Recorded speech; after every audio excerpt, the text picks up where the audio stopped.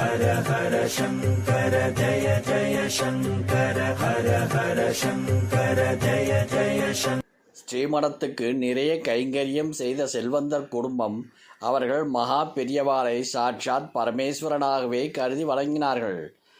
ஆனாலும் அந்த குடும்பத்தில் நிம்மதி இல்லை. கஷ்டத்திற்கு மேல் கஷ்டம், அடுக்கடுக்கான துன்பம், அலை அலையான இடையூறுகள் என்று நிறைய போராட்டம், நிறைய பரிகாரங்கள் எல்லாம் பண்ணி பார்த்தாகிவிட்டது. ஆனால் பலன் எதுவும் இல்லை. அந்த வீட்டின் குடும்பத் தலைவர் மகா பெரியவாளை தேடி வந்து தன்னோட கஷ்டங்களை எல்லாம் சொல்லி அழுதுவிட்டார். பெரியவா கொஞ்சம் நேரம் மௌனமாக இருந்தார்.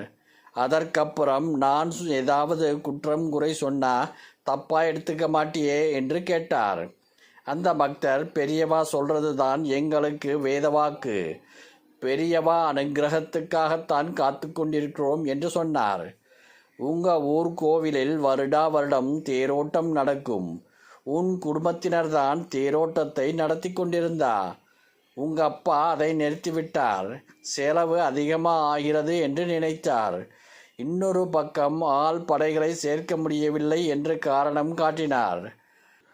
அடுத்த வருஷத்திலிருந்து நான் பண்றேன்னு நீ சொல்லுவே. ஆனா தேர் ஓடும் நிலையில் இல்லை, சேதம் அடைந்திருக்கு. போராத்துக்கு ஊருக்குள்ளே நிறைய கட்சி. அப்படின்னா எங்களுக்கு விமோச்சனம் இல்லையா என்று அந்த பக்தர் மனதுக்குள் அழுது கொண்டே கேட்டார். ஒரு காரியம் பண்ணு. எந்த ஊரிலாவது தேரோட்டம் நடந்தா நீங்க குடும்பத்தோட எல்லோருமே போய் கொஞ்சம் நேரமாவது தேர் வடத்தை பிடித்து இழுத்துட்டு வாங்க என்று சொன்னார். அதற்கப்புறம் அந்த சுற்று வட்டாரத்தில் எங்கே தேர் திருவிழா நடந்தாலும் அந்த குடும்பத்தை அங்கே பார்க்கலாம். ஆணும் பெண்ணுமா எல்லோருடையும் நின்று தேர் வடத்தை பிடித்து இழுத்தார்கள். அதிலிருந்து குடும்ப கஷ்டங்கள் எல்லாம் தேர் சக்கரத்தோட அடியில் மாட்டிக்கொண்ட மாதிரி மண்ணோடு மண்ணா போயிடுத்து.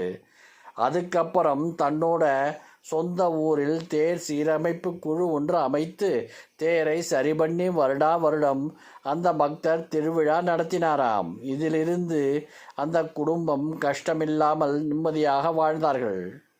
ஹர ஹர சங்கர ஜய ஜய சங்கர ஹர ஹர சங்கர ஜய ஜய சங்கர.